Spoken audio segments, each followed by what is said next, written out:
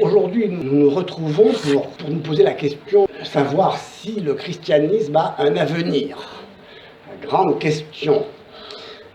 Question qui a été soulevée en Sorbonne en l'an 2000 lors d'un colloque intitulé à dessein 2000 ans après quoi.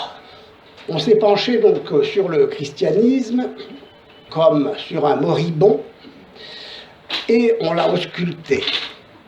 Le sociologue a étudié en tant que sociologue le comportement religieux de l'homme en société et il s'est rendu compte que, une fois analysé méthodiquement, consciencieusement, statistiquement, sa conclusion scientifique est que la baisse et la pratique et la raréfaction des vocations religieuses annoncent la fin du christianisme. Cela ne fait pour lui aucun doute. Le psychologue a pris la parole à son tour et lui voit a priori dans la religion une illusion, un effet du désir trompeur. Et sa conclusion est d'avance donnée: le christianisme ne meurt pas parce qu'il n'a jamais existé que dans l'imaginaire et l'inconscient collectif de l'humanité. Enfin, le philosophe prend la parole. Après Nietzsche, qui avait annoncé à grand fracas la mort de Dieu, il constate que le cadavre bouge encore et sa conclusion est réservée. Toutefois, la pensée dominante aujourd'hui repose sur un sol mouvant et incertain. La pensée s'embourbe dans les contradictions de l'hédonisme, du matérialisme. La matière s'est même mise à parler par la bouche du très médiatique Michel Onfray, avec tout le respect que j'ai pour lui, même l'amitié et la sympathie. Je ne puis empêcher de m'étonner de voir un matérialiste proclamer haut et fort son matérialisme, alors que pour un matérialiste cohérent, la parole ne peut être qu'agitation de particules élémentaires, peut-être aussi alimentaires, remarquez, et parler, c'est émettre des sons, écrire, c'est dessiner des traits, l'acte de penser, comme celui de croire, se ramène à un phénomène chimique, bref. Le matérialiste ne croit pas en Dieu, mais il nous demande de le croire. Un consensus semble aujourd'hui émerger des doctrines en vogue dont l'autorité s'appuie le plus souvent sur la force avec laquelle elle s'impose au moyen du haut-parleur des médias. La parole du plus fort est toujours la meilleure. Ainsi, nous dit-on, une nouvelle ère a commencé, une ère post-chrétienne, individualiste, matérialiste et athée dans ses principes. Il n'a donc pas à se poser de questions sur la nature du christianisme. Cependant, se demandent les participants du colloque de Sorbonne intitulé 2000 ans après quoi, si l'on décidait, je cite, de considérer le christianisme tel qu'il se donne à connaître, sans le réduire d'avance à nos constructions rationnelles, si on le dépouillait de tous les oripeaux métaphysiques, moraux et politiques dont l'histoire l'a chargé. Peut-être alors pourrions-nous saisir, sinon sa vérité, du moins sa signification. En d'autres termes, n'est-il pas temps de se demander qu'est-ce que le christianisme pour le comprendre et non pour l'interpréter? Fin de citation. Marie Balmary, psychanalyste, participante au colloque, écrit « 2000 ans après quoi ?» interroge les philosophes. S'il est maintenant possible de parler de cela à la Sorbonne, c'est peut-être justement que le christianisme est redevenu une question. Si nous ne savons plus ce qu'est le christianisme, eh bien, on peut donc le chercher. La chose n'a pas dû arriver depuis fort longtemps dans nos contrées. La question a le mérite ici de la franchise. De quoi parle-t-on quand on parle du christianisme? Peut-on parler d'une identité chrétienne, se demande l'un des participants au colloque. En posant cette question, il remet en cause cette identité. Et il a intitulé sa communication pour une nouvelle identité chrétienne. Mais la question se pose de savoir si une identité peut être différente. Était-elle donc différente tout à l'heure ? Comment parler d'une identité différente? Que dire du christianisme si son identité consiste à être différente du christianisme? Cette question peut s'appliquer à tout autre concept. Pouvons-nous dire que ce qui était identique hier est aujourd'hui identique différemment? Ainsi conçue, la nouvelle identité chrétienne s'affirmerait, je cite, en se désappropriant de soi. Et dans le jargon de ce théoricien, en d'autres termes, en se remettant radicalement en question, en s'interdisant d'enfermer la parole révélée dans un corps de doctrine arrêtée.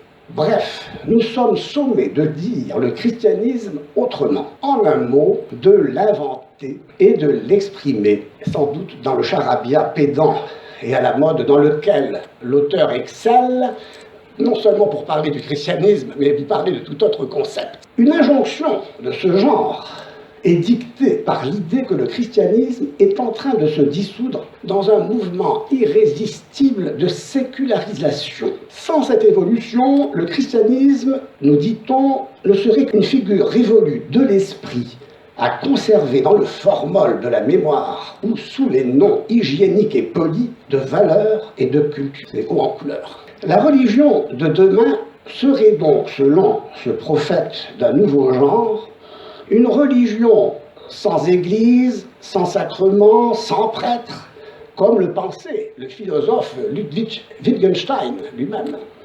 Pourra-t-on alors parler encore de religion chrétienne, de religion tout court? Il est donc urgent de savoir de quoi l'on parle en vérité quand on parle de religion chrétienne et de ne pas en rester aux mots.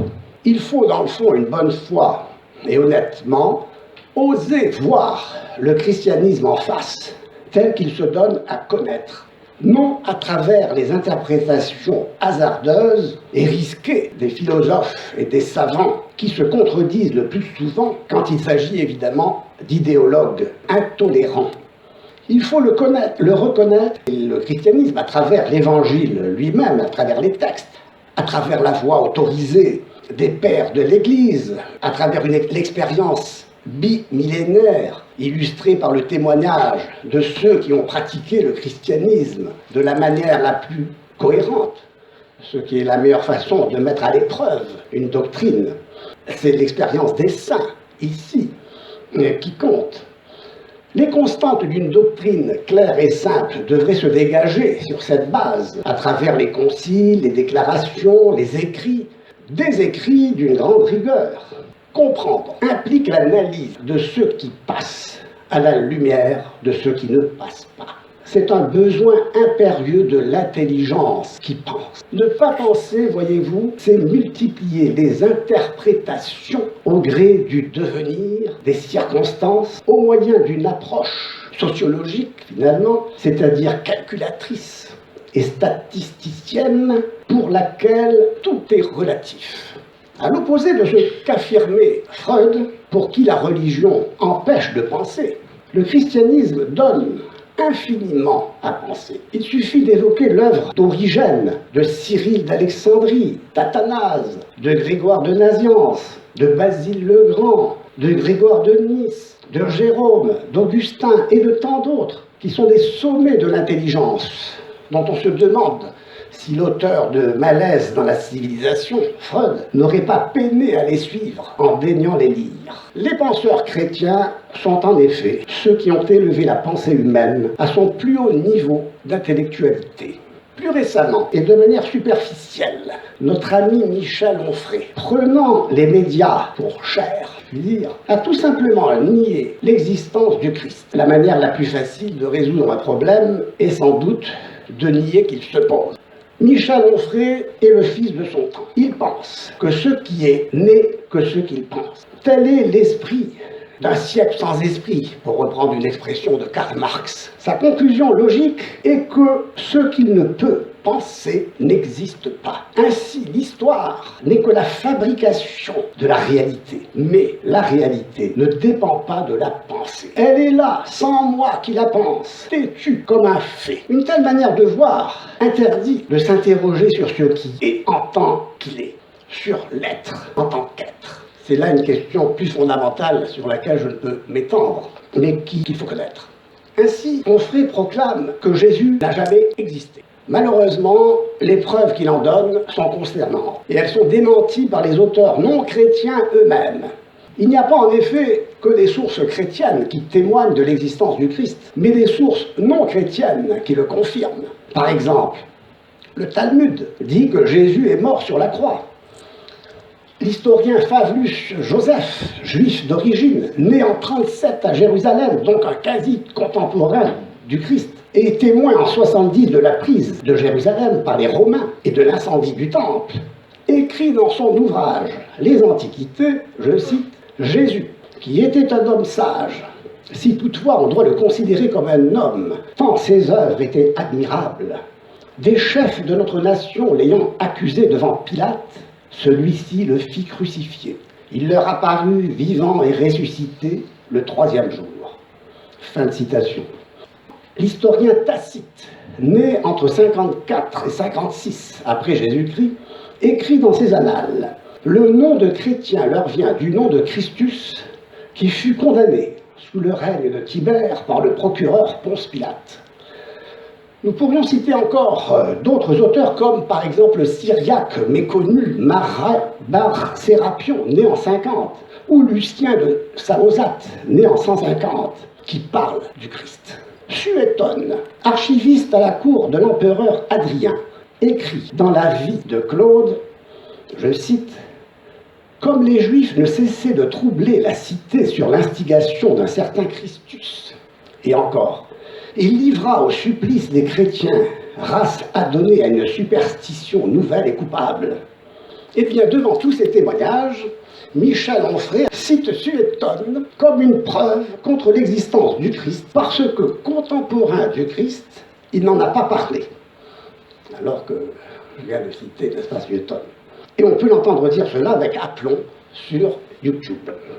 Ces vues imprudentes sur ce chapitre délicat s'appuient sur les vieux arguments des rationalistes antichrétiens du XIXe siècle. Elles ignorent tout des découvertes archéologiques récentes et des avancées fulgurantes de l'exégèse contemporaine, laquelle confirme avec rigueur l'authenticité des évangiles et des épîtres de saint Paul, par exemple, dont une seule phrase d'ailleurs suffit à prouver 100 fois à qui sait lire la vérité du christianisme.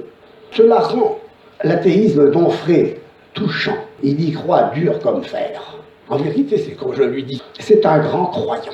Il croit fermement à ce qu'il pense et il nous demande de le croire. Le christianisme, en revanche, fait réfléchir.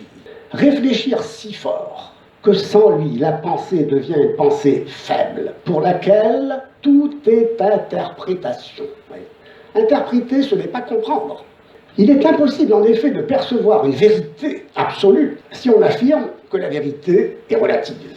Ce qui d'ailleurs, entre nous soit dit, c'est déjà aussi affirmer une vérité absolue que de dire que tout est relatif. Multiplier indéfiniment les interprétations, c'est soulever la poussière et se plaindre de ne plus voir, comme dit le philosophe Berkeley avec ironie de ses contemporains. La victoire de la connaissance est toujours une victoire de la vérité sur le mythe. Or, la vérité a une valeur universelle où elle n'est pas. C'est-à-dire que la vérité n'est pas un point de vue particulier qui doit l'emporter par la force sur un autre ou un consensus entre quelques-uns. La vérité, et la vérité chrétienne, qui se donne à connaître comme telle, révèle la raison d'être de l'homme sur la terre. Que nous dit cette vérité? Que l'homme a été créé pour connaître, aimer et servir un Dieu qui est son créateur en cette vie et jouir éternellement de lui dans la vie éternelle. Perspective qui n'a rien de négatif. C'est ce que la révélation divine a établi, ce que l'Église enseigne depuis le jour de sa fondation par Jésus de Nazareth. Car il ne faut pas oublier que l'Église est fondée par le Christ, pas le résultat spontané d'une réunion entre des individus. Le christianisme est né dans un monde plurireligieux. Les premiers chrétiens, conscients du caractère universel de la bonne nouvelle, ce qui est la traduction du grec évangile, le mot évangile pris du grec signifie bonne nouvelle, Ils annoncèrent donc cette bonne nouvelle en s'adressant à tous les hommes et femmes, quelles que fussent leurs conditions sociales ou leurs convictions religieuses. Par la suite, les chrétiens de tous les temps ont toujours tenu compte de l'existence d'autres religions que la leur. Toute attitude conflictuelle est exclue dès ses origines et doctrinalement par la religion qui se dit d'ailleurs religion de l'amour. Le christianisme s'est vite répandu dans l'Empire romain sur la foi en la résurrection du Christ, dont les premiers chrétiens furent les témoins. Parmi eux, Paul de Tarse, un grand pharisien, persécuteur des chrétiens, et qui a rencontré le Christ ressuscité, comme on le sait, sur le chemin de Damas. Il raconte lui-même sa propre histoire en rapportant que plus de 500 personnes ont vu le Christ ressuscité. Il raconte cela dans sa première épître aux Corinthiens. Je cite, « Il est apparu, le Christ ressuscité, à Céphas, puis aux 12. Ensuite, il est apparu à plus de 500 frères à la fois, dont la plupart sont encore vivants et dont quelques-uns sont morts. Ensuite, il est apparu à Jacques, puis à tous les apôtres. Après eux tous, il m'est aussi apparu à moi, comme à l'avorton. » Fin de citation. Ce fait de la résurrection a suffi au christianisme pour se répandre dans tout l'Empire, dans toutes les couches de la société. Cette expansion a inquiété et suscité ce que les historiens ont appelé la réaction païenne. Les intellectuels ont mené une véritable guerre contre le christianisme. Par exemple, le philosophe Porphyre, disciple de Plotin, a publié une critique acerbe et impitoyable de la nouvelle religion. D'autres auteurs ont œuvré dans le même sens, et pas des moindres, tels Cels et le grand néoplatonicien Proclus. Or, le christianisme, appuyé sur le fait de la résurrection du Christ, ne s'est pas imposé comme une philosophie. Ce n'est pas une théorie. Mais face aux agressions dont il faisait l'objet, les chrétiens ont réagi. Ils ont réagi en se mettant sur le terrain de l'adversaire, la philosophie. Et ce fut le commencement d'un approfondissement sans précédent de la pensée humaine qui éclaire l'histoire de la philosophie jusqu'à nos jours. Cette histoire est dominée par la figure du Christ, quel que soit le visage qu'on lui donne. C'est donc son vrai visage qu'il faut connaître et découvrir. Le Christ demanda un jour aux apôtres, lors de l'un de ses entretiens familiers, « Qui dit-on que je suis ? Jean-Baptiste, Élie ou un ancien prophète ressuscité ?» lui répondent ses apôtres. Ses contemporains voyaient en lui le héros d'une solution politique, le libérateur d'Israël, occupé, comme on le sait, par les Romains. Et ses propres disciples le considéraient eux-mêmes comme un messie temporel qui allait bouter dehors l'occupant romain. Les chefs des prêtres s'en inquiétèrent aussi, parce qu'ils voyaient menacer leurs privilèges, lâchement acquis, concession après concession envers le pouvoir. La question donc demeure d'actualité. Qui dit-on que je suis ? Un fou, un imposteur ou le Fils de Dieu ? Aujourd'hui encore, nombreux sont ceux qui croient, avec les vieux rationalistes et les modernistes du début du siècle dernier, que le Christ divinisé par les communautés primitives est une légende. Cependant, c'est là faire fi du témoignage imposant de saint Paul, que nous avons cité, et des textes dont l'authenticité a été établie. Or, ces textes nous apportent la réponse de la bouche même du Christ, qui s'est donné le nom de Yahvé quand il a dit « Avant qu'Abraham fût, je suis ». Il se faisait ainsi l'égal de Dieu, puisque vous savez que quand Moïse demande à Dieu son nom, Dieu répond à Moïse « Mon nom est je suis ». Donc le Christ apparaissait aux religieux comme un blasphémateur, en se faisant Dieu, en se révélant comme étant le Verbe incarné. C'est ce qu'il s'agit de comprendre. L'incarnation est un mystère surnaturel. Au commencement était le Verbe. Vous reconnaissez le texte de saint Jean, l'évangéliste. Ce mystère, c'est celui de la génération et de la naissance, dans le temps et dans la chair, du Verbe, dont la naissance est éternelle en Dieu. Elle suppose que l'union de la nature divine avec la nature humaine s'opère sans confusion, sans changement, sans division et sans séparation. Cela est possible parce que l'unité des deux natures se réalise dans la personne divine du Verbe. Le Verbe fait chair est en effet une seule personne comprenant deux natures, l'humaine et la divine. Toutes les opinions christologiques, à partir de là, se sont multipliées. Et le plus souvent, elles ont pris origine dans une mécompréhension de cette doctrine des deux natures unies dans une seule personne. Et c'est pourquoi il est important de connaître l'histoire de ces doctrines christologiques. Elles sont de trois ordres. Premièrement, les unes touchent la divinité du Christ. Deuxièmement, les autres concernent son humanité. Troisièmement, les dernières doctrines ont trait à la nature de l'union de la divinité et de l'humanité. Ces opinions sont très circonscrites historiquement et identifiables doctrinalement, de sorte qu'il est aisé de les repérer. Bien, je ne peux pas passer en revue, évidemment, tout cela. Toutes ces opinions doivent être connues parce qu'elles offrent l'avantage de circonscrire la doctrine, le véritable sens de l'incarnation qui consiste à affirmer les deux natures dans une seule personne. Une personne qui connaît, désire et agit par l'intermédiaire de deux intelligences, une intelligence humaine et une intelligence divine, et de deux volontés, une volonté humaine et une volonté divine, qui sont en harmonie entre elles. L'humanité donc sert d'instrument à la divinité, et pour cette raison, la plus petite des actions du Christ recouvre une valeur infinie en vue du salut. Bien, je ferme cette parenthèse sur l'étude rapide de toutes ces opinions pour me demander maintenant ce que pensent les chrétiens eux-mêmes de leur religion. Ils professent essentiellement que le christianisme n'est pas une religion du livre, dont la pratique se résumerait à interpréter l'écriture en renvoyant un texte à un autre texte indéfiniment pour en extraire un sens. Le christianisme est la religion du Verbe incarné, le Christ, qui donne tout son sens à l'écriture, à la vie humaine, à l'histoire. Par son incarnation, pour les chrétiens, Dieu est uni à tout homme.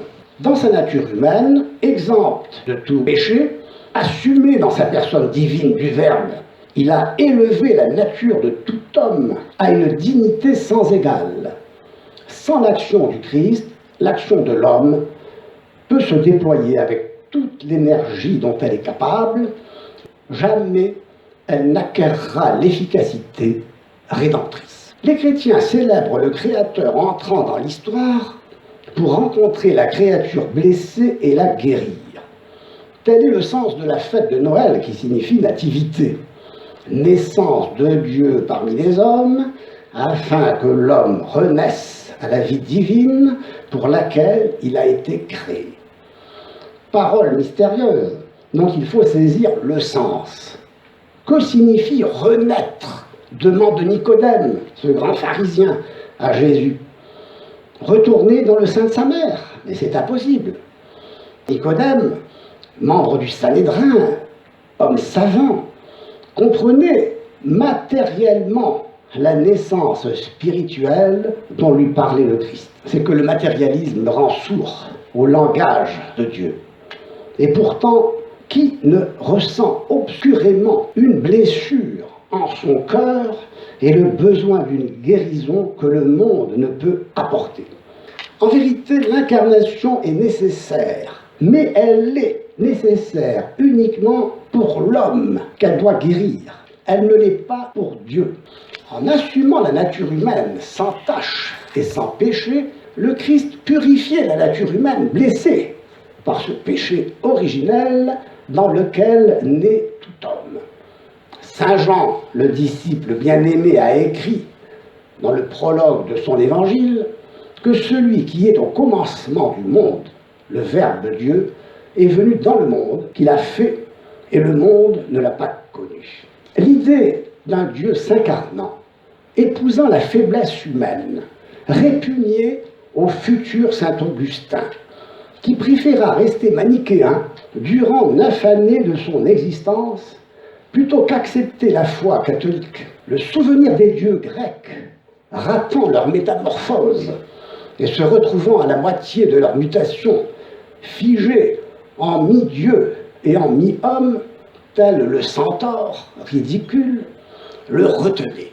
Il comprendra plus tard que l'incarnation du Dieu fait homme ne signifie ni mutation, ni métamorphose, mais assomption de la nature humaine par le Verbe divin.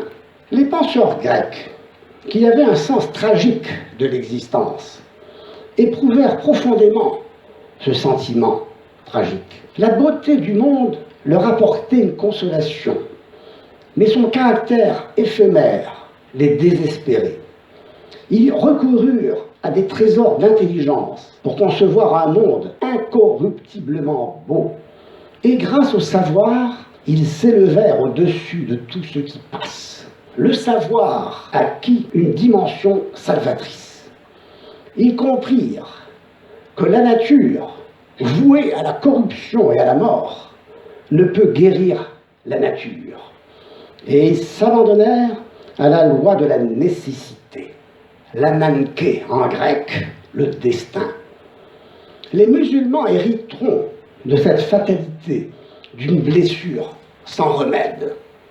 Les Hébreux savaient, eux, par révélation, que cette blessure était surnaturelle et que seul Dieu pouvait la guérir. Les chrétiens reconnurent dans le Christ le Messie attendu, le Rédempteur, qui étant Dieu incarné, unissant la nature humaine à la nature divine, guérit cette nature, cette blessure qui séparait l'homme de Dieu et l'homme de l'homme. Les modernes reçurent de la réforme l'idée que la nature a été entièrement corrompue par le péché. La grâce devenait inefficace et ils cherchèrent le salut dans le dépassement de la nature à l'aide de la technique, fruit du progrès scientifique. La science acquérait également un statut salvateur. Elle ouvrait une perspective optimiste. L'homme pouvait refaire l'œuvre de la création. Le docteur Faust triomphait. Mais cette tentative de dépasser la nature s'est soldée par la menace d'une destruction nihiliste incarnée par la puissance nucléaire. On le voit chez les uns comme chez les autres, un même désir existentiel de fuir la condition humaine blessée. Et on enregistre le même échec à y parvenir avec les seules forces humaines. Les hommes meurent et ne sont pas heureux, se désole Albert Camus. Ce constat renferme un enseignement. L'homme ne peut sauver l'homme. Il nous révèle du même coup la portée du message chrétien. Celui-ci nous dit que Dieu seul est sauveur, qu'il s'est fait homme pour cela. Ainsi, la physionomie morale et spirituelle de Jésus de Nazareth, le Christ, nous présente le visage de l'homme Dieu en qui se réalise tout idéal. Saint Jérôme comparait sa puissance d'attraction à un aimant extraordinaire. Saint Augustin a un parfum que le monde entier désire respirer. Origène a un enchantement et a une fascination. Cette puissance était telle qu'elle permit au Sauveur, en une période très brève, de changer le cours de l'histoire et de transformer la condition humaine. Un seul instant de sa vie eût suffi pour cela, car c'était la vie du Verbe éternel incarné dans le temps, disent les théologiens. Donc, on le voit, le christianisme, en se donnant à connaître, prétend enseigner cette vérité rédemptrice d'une guérison, de la guérison d'une blessure surnaturelle. C'est donc lui qu'il faut étudier en premier lieu. Une étude rigoureuse évitera de tomber dans le piège de l'historicisme, du subjectivisme, de l'éclectisme, qui conduisent à une interprétation originale peut-être, mais stérile. L'enjeu de l'effort à fournir n'est rien moins que le sens authentique du christianisme. Il s'agit de rassembler les éléments de doctrine indispensables à sa compréhension en vue de comprendre pour croire et de croire pour comprendre, comme disait saint Augustin. La théologie, science de Dieu, en s'emparant de cette doctrine simple et claire, approfondit la foi avec l'aide de la raison, intellectus quaerens fidem, et éclaire la raison avec les lumières de la foi, fides quaerens intellectum. La raison et la foi rejoignent la même vérité. Elles ne se contredisent pas, parce que la vérité ne contredit pas la vérité. C'est une garantie d'objectivité qui nous protège des interprétations abusives et arbitraires, dictées par le souci exclusif d'accorder la vérité à ses convenances personnelles et toutes subjectives. La doctrine chrétienne se présente ainsi comme étant accessible aux croyants comme aux non-croyants, car elle se présente au croisement du mouvement ascendant de l'intelligence qui s'élève avec effort vers la vérité et du mouvement descendant de la vérité révélée, donc, qui déverse sur elle sa lumière. Nous l'avons dit, la raison et la foi ne s'opposent pas. Le rationalisme, qui construit une réalité à sa mesure, fige cette réalité dans la glace des concepts, dans une équation scientifique. Et le fidéisme, de son côté, lui, finit par inventer son Dieu comme produit d'une croyance toute subjective. Et rationalisme et fidéisme doivent être renvoyés dos à dos. L'un et l'autre, en effet, reposent sur une fausse conception de la vérité réduite à une équation mathématique, à un accord formel avec soi-même, ou un accord contractuel des esprits entre eux. Or, la vérité se définit comme étant l'accord de l'intelligence avec le réel. Cet accord de l'intellect, de l'intelligence et de l'être se réalise parfaitement dans le Verbe divin qui est la sagesse de Dieu en tant que verbe, en tant que vérité, comme il dit, la voie, la vie. La vérité ne saurait contredire la vérité. Il n'y a donc pas de double vérité, une vérité de la raison et une vérité de la foi. Le juste usage de la raison ne peut pas plus nous tromper que Dieu ne le peut en se révélant. Certes, notre esprit n'a pas la capacité de comprendre pleinement les vérités révélées, car celles-ci dépassent les capacités de la raison humaine, mais elles ne cessent pas d'être intelligibles en soi. Pour voir la vérité, l'œil de l'intelligence ne suffit pas. Il faut aussi avoir le désir de connaître la vérité. Si on soumet tout à la raison, disait Pascal, notre religion n'aura rien de mystérieux et de surnaturel. Mais en choquant les principes de la raison, la religion risquerait de tomber dans le ridicule.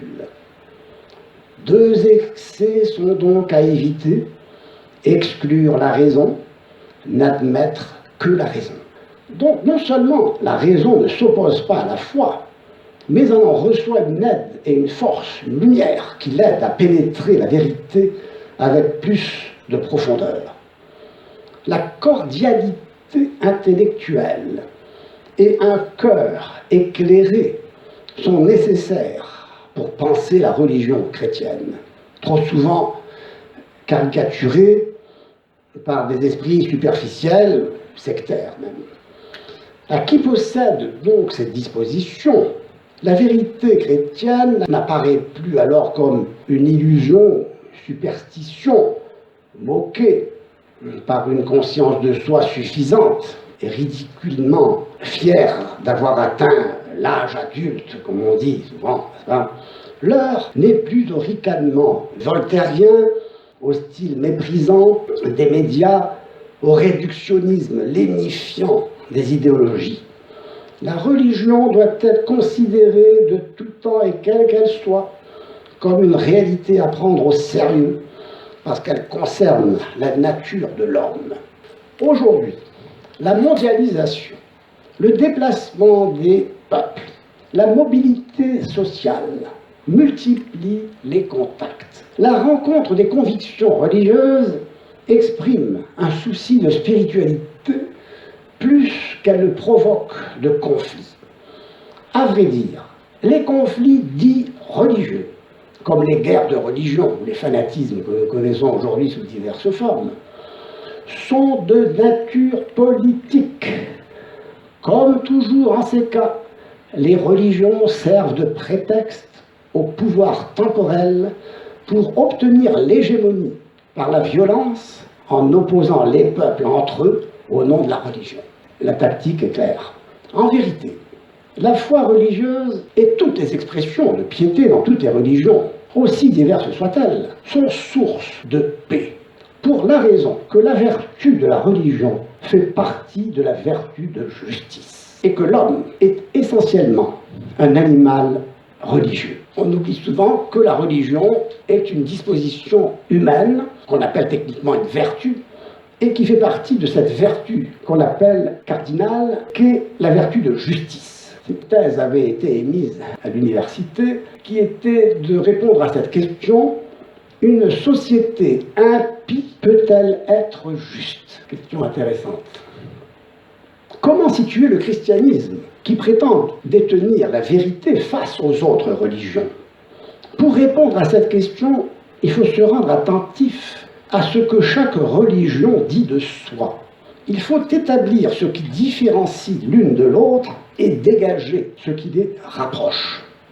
Le point commun de toutes est la notion de religion elle-même, c'est-à-dire de justice. L'existence des religions suppose qu'il y ait une essence de la religion qui consiste en la recherche de Dieu, de l'absolu, c'est-à-dire en l'humble reconnaissance d'un être qui dépasse infiniment l'homme et qu'on appelle Dieu.